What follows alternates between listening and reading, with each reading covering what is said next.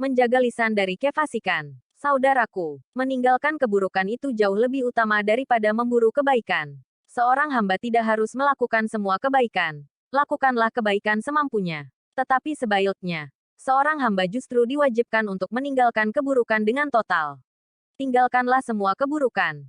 Artinya, jika seseorang ingin mendapat anugerah Allah Azza wa Jalla sebagai hamba yang dicintainya, maka dia harus terbebas dari sifat dan perilaku buruk dari dirinya.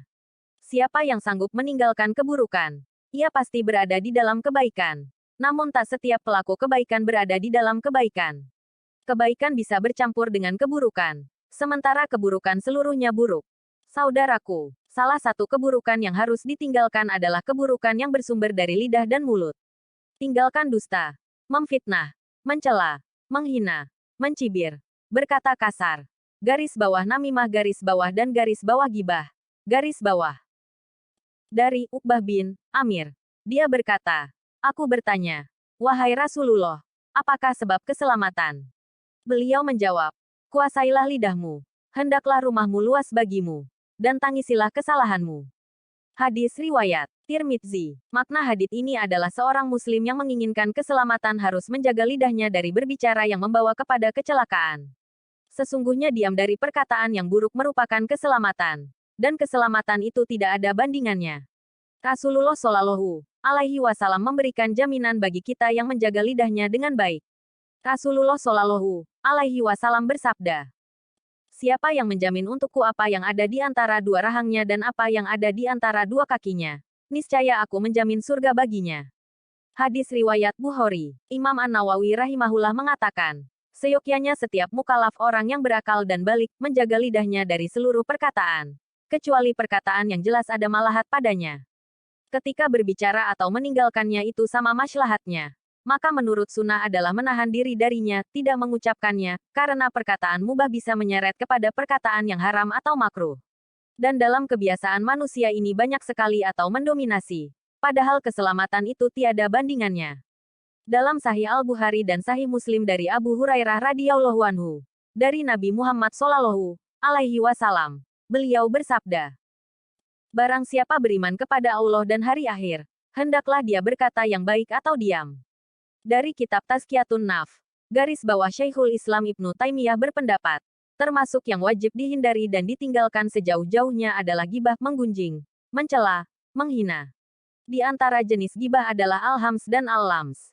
Keduanya adalah cara mencela manusia dan menyakiti mereka sebagaimana yang terdapat dalam gibah. Akan tetapi al-hams merupakan celaan yang sangat keras dan kasar, sedangkan al-lams tidak terlalu tampak kekerasaannya. Sebagaimana firman Allah Azza wa Jalla. Dan di antara mereka ada orang yang mencelamu tentang distribusi zakat, jika mereka diberi sebahagian daripadanya, mereka bersenang hati. Dan jika mereka tidak diberi sebahagian daripadanya, dengan serta-merta mereka menjadi marah. Quran Surat At-Taubah 58. Firman Allah Azza wa Jalla yang lainnya. Celakalah bagi setiap pengumpat dan pencela. Quran Surat Al-Humazah 1. Menurut Ibnu Katsir dalam tafsirnya, dalam ayat ini diterangkan bahwa mencela ada dua macam, yaitu mencela dengan perbuatan, garis bawah al-hams garis bawah, dan mencela melalui perkataan, garis bawah al-lams garis bawah.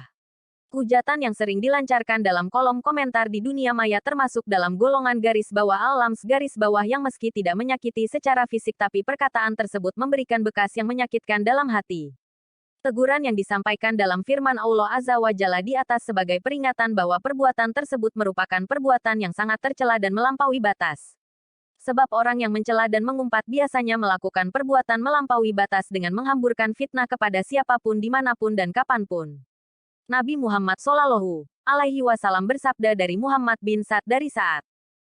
Mencaci orang muslim adalah kefasikan dan memeranginya adalah kekufuran. Hadis riwayat Ibnu Majah. Maknanya adalah dalam Islam, perbuatan menghujat orang lain sangat tidak diperbolehkan. Saudaraku, Allah Azza wa Jalla juga menetapkan dalam firman-Nya, wahai orang-orang yang beriman, janganlah sekumpulan orang laki-laki mencela kumpulan yang lain. Boleh jadi yang dicela itu lebih baik dari mereka. Dan jangan pula sekumpulan perempuan mencela kumpulan lainnya. Boleh jadi yang dicela itu lebih baik. Dan janganlah suka mencela dirimu sendiri dan jangan memanggil dengan gelaran yang mengandung ejekan. Seburuk-buruk panggilan adalah panggilan yang buruk sesudah iman dan barang siapa yang tidak bertaubat, maka mereka itulah orang-orang yang zalim. Quran Surat Al-Hujurat 11. Imam At-Tabari menyatakan bahwa larangan ini mencakup seluruh bentuk celaan dan cacian. Tidak boleh seorang mukmin mencela mukmin yang lain karena kemiskinannya, karena perbuatan dosa yang telah dilakukannya, juga sebab yang lainnya. Sikap mencela orang lain itu berpuncak dari rasa sombong dan ujub terhadap dirinya sendiri yang merasakan dirinya lebih baik. Belum tentu yang meremehkan lebih baik daripada yang diremehkan. Karena, boleh jadi mereka yang diolok-olok lebih baik di sisi Allah dari mereka yang mengolok-olok. Sebagaimana Allah Azza wa Jalla berfirman, "Hai orang-orang yang beriman, janganlah sekumpulan orang laki-laki merendahkan kumpulan yang lain. Boleh jadi yang ditertawakan itu lebih baik dari mereka. Dan jangan pula sekumpulan perempuan merendahkan kumpulan lainnya. Boleh jadi yang direndahkan itu lebih baik." Quran Surat Al-Hujurat 11. Berdasarkan ayat tersebut, menurut Ibnu Katsir meremehkan dan mengolok-olok orang lain termasuk ciri-ciri sifat sombong. Sebab dengan melakukan itu berarti kita telah merendahkan orang lain dan merasa lebih baik darinya.